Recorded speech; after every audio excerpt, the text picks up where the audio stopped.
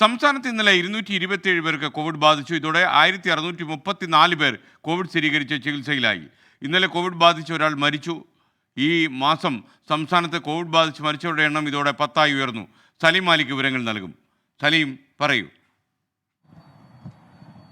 SKN ഈ Covid ബാധ രൂക്ഷമായി തന്നെ തുടരുന്നൊരു സാഹചര്യം സംസ്ഥാനത്തുണ്ട്.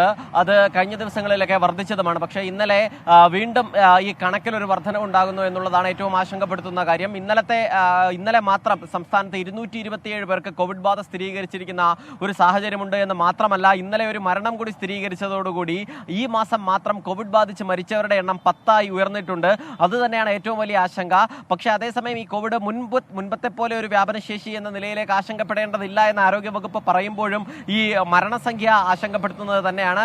പക്ഷേ അപ്പോഴും സർക്കാർ വിശദീകരിക്കുന്നത് മറ്റ് അസുഖങ്ങൾ കൂടി ഉള്ളവരാണ് ഇത്തരത്തിൽ മരിക്കുന്നത് എന്നുള്ളതാണ്. അതുകൊണ്ട് തന്നെ ഈ പ്രായമായവരും ഒപ്പം ഗർഭിണികളും ഉൾപ്പെടെയുള്ളവർ ഈ കോവിഡ് ബാധയെ സൂക്ഷിക്കേണ്ടതുണ്ട്. അവർ മാസ്ക് ഉൾപ്പെടെയുള്ളവ ധരിക്കുകയും ഈ ജനുവരി മാസം വരെയുള്ള ആഘോഷ പരിപാടികൾ നിരന്തരമുള്ളതിനാൽ ഈ കോവിഡ് കണക്ക് വർദ്ധിക്കാൻ സാധ്യതയുണ്ട്. ആ പരിപാടികളിൽ ഇത്തരത്തിൽ അസുഖബാധിതരായവർ പരമാവധി പങ്കെടുക്കാതിരിക്കുകയും ചെയ്യണമെന്നൊരു നിർദ്ദേശം നൽകിയിട്ടുണ്ട്. നിലവിൽ തന്നെ സംസ്ഥാനത്താകെ 10,000-ലധികം പേർ പനി ബാധിച്ച് ചികിത്സയിലുള്ള ഒരു സാഹചര്യമുണ്ട്. അതിൽ നിന്ന് തന്നെ ഏറ്റവും രൂക്ഷമായ ലക്ഷണങ്ങൾ കാണിക്കുന്നവരെ മാത്രമാണ് കോവിഡ് പരിശോധനയ്ക്ക് വിധേയമാക്കുന്നത്. അതിൽ നിന്നാണ് ഇന്നലെ 237 പേർക്ക് കോവിഡ് സ്ഥിരീകരിച്ചത്. ഈ 1000-ലധികം പേർക്ക് കോവിഡ് കണ്ടെത്തിയതും ആ പരിശോധനയിൽ നിന്ന് മാത്രമാണ്.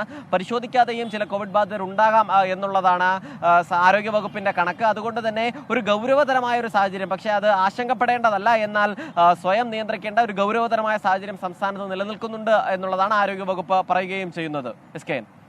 Okay, thank you.